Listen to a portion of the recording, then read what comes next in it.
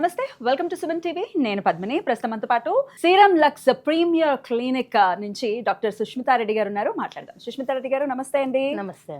So మీ clinic గురించి పెద్దగా introduction అవసరం లేదు. చాలా హైజీన్ గా, చాలా బ్యూటిఫుల్ గా మెయింటైన్ చేస్తుంటారు. ఎందుకు అనంటే డెఫినెట్ గా ఏ హాస్పిటల్ అయినా హైజీన్ అనేది మేజర్ రోల్ ని ప్లే చేస్తుంది.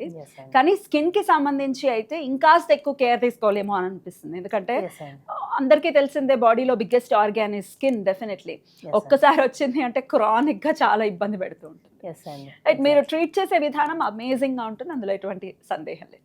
అయితే ఇప్పుడు సమ్మర్ లో మీరు వచ్చారు, ఇప్పుడు సమ్మర్ లో ఎట్లా ఉంది? చాలా వేడిగా ఉంది. కార్స్ లో వచ్చి ఓన్లీ ఏసీకే ఎక్స్పోజ్ అవుతూ ఏసీలోనే ఉంటే దట్ ఈస్ డిఫరెంట్ స్టోరీ. కానీ మామూలు సామాన్యులను చూసుకుంటే బైక్స్లో వెళ్తూ ఉంటారు, బస్సుల్లో ట్రావెల్ చేస్తూ ఉంటారు. సో స్కిన్ మీద చాలా ఇంపాక్ట్ని చూపిస్తుంది.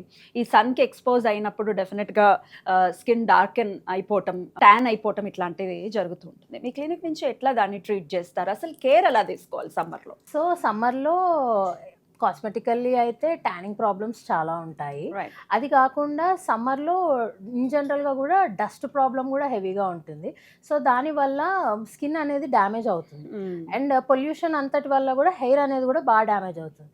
సో ఈ ఎక్సెసివ్ హీట్, ఎక్సెసివ్ టెంపరేచర్ వల్ల హెయిర్ అనేది చాలా డ్యామేజ్ అవుతుంది. అండ్ స్కిన్ అనేది ఎలా అంటే ట్యానింగ్ అయిపోతుంది, లోపల నుంచి పిగ్మెంట్ అంతా కూడా యాక్టివేట్ అయిపోతుంది. అండ్ అలా కాకుండా కొంతమందికి రెడ్నెస్ ప్రాబ్లమ్స్, లేదంటే సన్ ఎలర్జీ ప్రాబ్లమ్స్, సోలార్ అటికేరియా అంటాం. సో అలాంటివి కూడా సన్ కి ఎక్స్పోజ్ అవ్వగానే దద్దుర్లు వచ్చేస్తాయి. సోలార్ అటికేరియా, ఇంకా పిఎంఎల్ఏ అదొక రకమైన ఆటో ఇమ్యూన్ లాంటి ర్యాష్ వచ్చేస్తుంది. ఫేస్ ఎక్కడెక్కడ ఎక్స్పోజ్ అవుతారో అక్కడక్కడ మాత్రమే ఆ ర్యాష్ వస్తుంది. సో ఇలా మల్టిపుల్ ప్రాబ్లమ్స్ ఉంటాయి. మెయిన్గా వచ్చేసి డీహైడ్రేషన్ ప్రాబ్లం కూడా హెవీగా ఉంటుంది. So hydration is very important. And protection, hats పెట్టుకోవడం కానీ, గాగుల్స్ పెట్టుకోవడం కానీ, ఖచ్చితంగా సన్ స్క్రీన్ రాసుకోవడం. సన్ స్క్రీన్ అనేది నా క్వశ్చన్. డెఫినెట్లీ ఇప్పుడు మార్కెట్ లో మనం చూస్తుంటే చాలా కెమికల్ బేస్డ్ సన్ స్క్రీన్స్ వస్తున్నాయి. SPF ఎంత ఎక్కువ ఉంటే దాని ప్రైస్ కూడా అంత ఎక్కువగా వస్తుంది. ఇంపోర్టెడ్ సన్ స్క్రీన్స్ అని అంటున్నారు. దేన్ని ఆప్ట్ చేసుకోవాలో తెలియనటువంటి ఒక కన్ఫ్యూజన్ లో ఉన్నాం.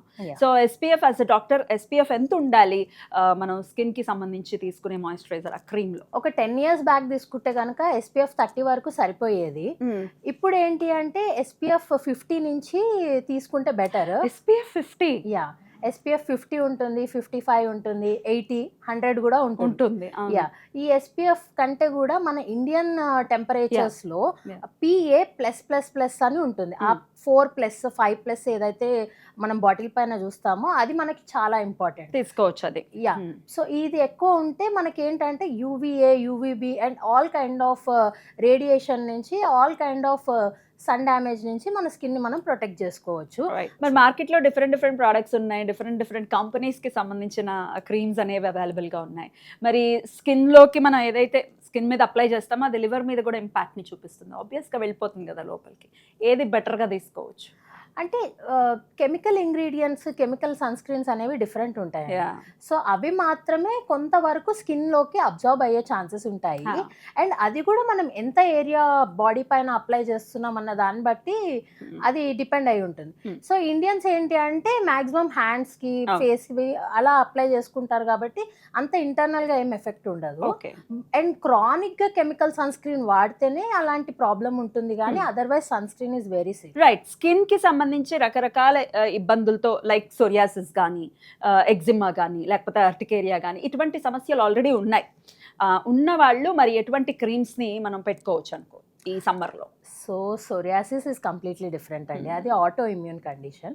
And eczema is also completely different. And solar urticaria ఏంటి అంటే ఇట్స్ కైండ్ ఆఫ్ ఎలర్జీ. ఇది ఏంటి అంటే సన్ రేస్ పడగానే వీల్స్ అని అంటాము, కామన్ లాంగ్వేజ్ లో హైవ్స్ అని అంటాం. సో దద్దుర్లు లాగా వచ్చేస్తుంది. అండ్ స్పెసిఫిక్ గా ఏదైనా డైరెక్షన్ లో రాయడం కానీ, గీకడం కానీ చేస్తే అదేలాగా కూడా దద్దులు వస్తాయి. సో డర్మోగ్రఫిజం అంటాం. సో ఇవన్నీ 3 things వచ్చేసి డిఫరెంట్ అండి. సో 3 things కి approach is different. And psoriasis లో కూడా క్రానిక్ వేరే ఉంటుంది, టైప్స్ ఉంటాయి. సో దానికి ప్రకారంగా అది ఎటువంటి ఆటో ఇమ్యూన్ కండిషనో సో అలా మనం మెడికేషన్ ఇవ్వడము, చాలా అడ్వాన్స్డ్ మెడికేషన్స్ ఉన్నాయి. సో అవన్నీ పెట్టుకుంటాము. అండ్ ఎగ్జిమా ఏంటి అంటే ఇంకా అది కొంచెం క్రానిక్ కండిషన్. క్రానిక్ అది ఇంకా మెయిన్ గా వింటర్స్ లో ఎక్కువ అగ్రవేట్ అగ్రవేట్ అవుతుంది. అవుతున్నా. సో ఎగ్జిమా వరకు అయితే సమ్మర్ లో అంత ప్రాబ్లం ఉండదు. ఈవెన్ సోరియాసిస్ కూడా అదే చెప్తారు, సమ్మర్ లో అంత పెద్ద ఇంపాక్ట్ ఏమి ఉండదు. ఎప్పుడైతే వింటర్స్ వస్తుందో ఆ టైంలో స్కేలీ లీజన్స్ మెయిన్ గా ఎల్బోస్ నీస్ దగ్గర ఎక్కువ అవుతుంటాయి. కరెక్ట్, రైట్ అండి. అయితే ఈ మధ్య కాలంలో మేము వింటున్నాము పీకో లేజర్ అనేది వింటూ ఉన్నాము. ఏంటి పీకో లేజర్, మరి ఈ పీకో లేజర్ వల్ల స్కిన్ మీద ఎటువంటి ఇంపాక్ట్ ని చూపిస్తుంది అది ఒకసారి? సో పీకో అంటే ఇట్స్ లేజర్. ఇప్పుడు లేజర్ టోనింగ్ అన్నా పీకో టోనింగ్ అన్నా సేమే, కాకపోతే దీనికి స్పెసిఫిక్ గా పీకో అని ఎందుకు పేరు వచ్చిందంటే అది ఏ సెకండ్ లో మన బాడీని హిట్ చేస్తుంది, ఏ సెకండ్ లో ఆ మెలనిన్ ని టార్గెట్ చేస్తుంది అన్న దాన్ని బట్టి ఆ పేరు వచ్చింది. సో ఈ పీకో టోనింగ్ లో ఏంటంటే పీకో సెకండ్స్ లో మనల్ని లేజర్ హిట్ చేస్తుంది. సో ఈ హిట్ చేసినప్పుడు టైనియెస్ట్ మెలనిన్ పార్టికల్ కూడా డిస్రప్ట్ అయిపోతుంది, దాన్ని ఈవెన్చువల్ గా బాడీ తీసేస్తుంది. సో అలా లైట్నింగ్ అనేది చూడొచ్చు, lightning of the pigmentation, lightning of skin.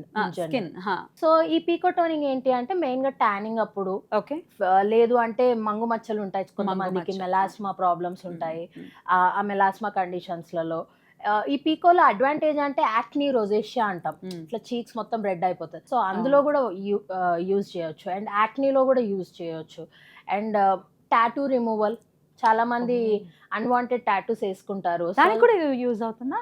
ఎన్నాళ్ళలో impact చూపిస్తుంది? మాక్సిమం 6 సెషన్స్ లో టాటూ అనేది 80% లైటన్ అప్ అవుతుంది. అందులో మళ్ళీ రెడ్ టాటూస్, బ్లూ టాటూస్ ఉంటే అది కొంచెం టైం తీసుకుంటుంది and different wave lengths use చేయాల్సి వస్తుంది. అదర్వైజ్ పీకో టాటూ కూడా చాలా బాగా రిమూవ్ చేస్తుంది. అండ్ అది కాకుండా కొంతమందికి నెయిల్ ఫంగస్ ప్రాబ్లమ్స్ ఉంటాయి. అది మనం ఇప్పుడు నెయిల్స్ కి ఫంగల్ ఇన్ఫెక్షన్స్ ఎలా అయితే బాడీకి వస్తాయో నెయిల్స్ కి కూడా ఫంగల్ ఇన్ఫెక్షన్ వస్తుంది. ఎలా తెలుస్తుంది మనకి? ఆ బ్లాక్ కలర్ పిగ్మెంటేషన్ లాగా వచ్చేస్తుంది అండ్ నెయిల్ కూడా ఇట్లా పుచ్చిపోయినట్టు అయిపోతుంది, డిస్ట్రోఫిక్ నెయిల్ అని అంటాం.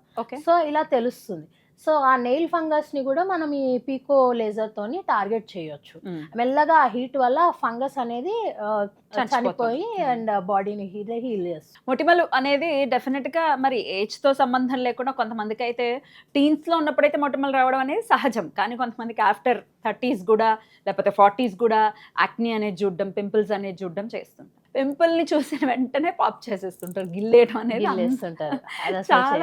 చేయకూడదు కదా. ఎంతో కొంత ఉండిపోతుంది, మెగ్నీషియం ఉండిపోతుంది, దాన్ని ట్రీట్ చేయడం కోసం ఎట్లా చేస్తారు, ఏం చేస్తారు అసలు? సో యాక్నీ అనేది మీరు అన్నట్టు టీనేజ్ లో చాలా కామన్. ఆ టైంలో అప్పుడప్పుడే హార్మోన్స్ అన్ని కూడా డెవలప్ అవుతూ ఉంటాయి కాబట్టి ఆ టైంలో హార్మోనల్ సర్చ్ వల్ల యాక్నీ వచ్చేస్తుంది, హార్మోన్ డిపెండెంట్ ఏరియాస్ లో. అండ్ ఈ అడల్ట్ యాక్నీ అనేది ఇప్పుడు చాలా కామన్ అయిపోయింది. ఒక ఏజ్ 28-29 ఇయర్స్ తర్వాత మొటిమలు వస్తున్నాయి, వాళ్ళకి ముందు ఎప్పుడు యాక్నీ ఉండదు, అప్పుడే వస్తుంది. అది ఇప్పుడు చాలా కామన్ అయిపోయింది. దానికి మల్టిపుల్ రీజన్స్ ఉన్నాయి. ఒకటి కార్టిజాల్, మన స్ట్రెస్ లెవెల్స్ వల్ల అది ఇంక్రీజ్ అయిపోయి వస్తుంది. అండ్ ఇంకోటి ఏంటంటే ఇప్పుడు డైరీ కూడా ఎలా అంటే ఒకప్పుడు ఆవులు కానీ గేదెలు కానీ అవి హ్యాపీగా ఉండి మిల్క్ కూడా హ్యాపీగా ఇస్తున్నప్పుడు మనకి ఏం ప్రాబ్లం వచ్చేది, వాటికి కూడా స్ట్రెస్ ఉంది ప్రెసెంట్. ఇప్పుడు వాళ్ళ నుంచి వచ్చే పాలకు వల్ల యానిమల్ క్రుయాలిటీ అంటాం కదా, సో వాటికి కూడా స్ట్రెస్ ఉంది. ఆ స్ట్రెస్ కూడా మన స్ట్రెస్ని ఇంపాక్ట్ చేసి అలా అడల్ట్ యాక్నీ అనేది డెవలప్ అవుతుంది. అండ్ స్టెరాయిడ్స్ యూజ్ చేస్తారు, కార్టికో స్టెరాయిడ్స్, ఎక్కువ ఈల్డ్ ఉండాలని. సో అవన్నీ కూడా మన బాడీలో ఉండే హార్మోన్స్తో ఇంటరాక్ట్ అయ్యి మెయిన్గా హార్మోన్ డిపెండెంట్ ఏరియా, ఈ చిన్ కానీ చీక్ కానీ ఇక్కడ చిన్న అండ్ ఫోర్ హెడ్ కూడా ఆఫ్ కోర్స్. సో ఈ ఏరియాస్లలో బాగా ఎక్కువ యాక్నీ వస్తుంది. సో డాండ్రఫ్ కూడా ఫేస్ మీద ఒకవేళ పడినా కూడా పింపుల్స్ లాగా మారిపోతాయని కూడా వింటూ ఉంటాం, ఎంతవరకు కరెక్ట్ డాక్టర్ గారు? ఎస్ అండి. సో డాండ్రఫ్ ఏంటంటే ఫ్లేకీగా ఉంటుంది. సో మనకి ఇక్కడ ఫోర్ హెడ్ పైన మెయిన్ దాని ఇంపాక్ట్ ఎక్కువ చూపిస్తుంది. ఫోర్ హెడ్ పైన అది ఫ్లేక్స్ పడినప్పుడు సన్నగా కొమడోన్స్ లాగా స్టార్ట్ అవుతాయి. ఫస్ట్ బంప్స్ అంటాం, సో అవి బంప్స్ ని కొమడోన్స్ అంటాము. ఆ బంప్స్ లాగా స్టార్ట్ అవుతుంది, అది మెల్లగా ఇన్ఫ్లేమ్ అయ్యి పింపుల్ లాగా మారుతుంది. And at the same time అదే డాండ్రఫ్ బ్యాక్ పైన పడితే బ్యాక్ కూడా చాలా సీబమ్ డిపెండెంట్ ఏరియా, సో అక్కడ కూడా ఈ డాండ్రఫ్ ఫ్లేక్స్ పడి అది అంతా కూడా యాక్నీ వచ్చేస్తుంది. So dandruff control is very important. And చాలా మంది ఏమనుకుంటారంటే ఒక 4 weeks యాంటీ డాండ్రఫ్ ట్రీట్మెంట్ వాడంగానే సరిపోతుంది అనుకుంటారు, కానీ వన్స్ డాండ్రఫ్ వచ్చిందంటే obviously 4 to 8 weeks aggressive treatment use చేయాలి. Right. బట్ దాని తర్వాత వీక్లీ వన్స్ అన్న మెయింటెనెన్స్ యూజ్ చేయాలి. సో యాంటీ డాండ్రఫ్ షాంపూస్ కానీ లోషన్స్ కానీ వాళ్ళు ఏవైతే వాడుతున్నారో అది అట్లీస్ట్ వీక్లీ వన్స్ రెజిమెన్ పెట్టుకుంటే అది లైఫ్ టైం కంట్రోల్ అవుతుంది. సో వన్స్ ఒకసారి డాండ్రఫ్ ప్రాబ్లం వచ్చిందంటే it's for life time. Right. So life time అలా మెయింటైన్ చేసుకుంటూ ఉంటే బెటర్. చాలా బ్యూటిఫుల్గా ఎక్స్ప్లెయిన్ చేశారు. సమ్మర్లో డెఫినెట్గా ఎక్కువ కేర్ తీసుకోవాల్సినటువంటి అవసరం ఉంటుంది. హైడ్రేషన్ అనేది మేజర్ రోల్ని ప్లే చేస్తుంది స్కిన్ బ్యూటిఫుల్గా ఉండటానికి, లేకపోతే చక్కగా మాయిశ్చర్తో కనిపిస్తూ చాలా బాగుండటానికి, అంతే కదా. అండ్ సమ్మర్ లో చాలా మంది మామిడి పండ్లు తినాలంటే భయపడిపోతారు. అవును, పింపుల్స్ వచ్చేస్తాయని, సెగ్గడ్లు వస్తాయని ఇంకా భయపడతారు. ఎస్, ఎంతవరకు కరెక్ట్ డాక్టర్ గారు? అలా అంటే ఇప్పుడు మరీ ఒక 5 to 6 per day mangoes consume చేస్తే అలా Overheat అవుతుందా? ఓవర్ హీట్ కాదు, అది ఒక రకమైన ఇన్ఫ్లమేషన్. ఓకే. సెబేషియస్ గ్లాండ్ ఉంటుంది కదా, అదంతా ఇన్ఫ్లేమ్ అవుతుంది మ్యాంగోలో ఉండే ఇంగ్రీడియంట్స్ వల్ల.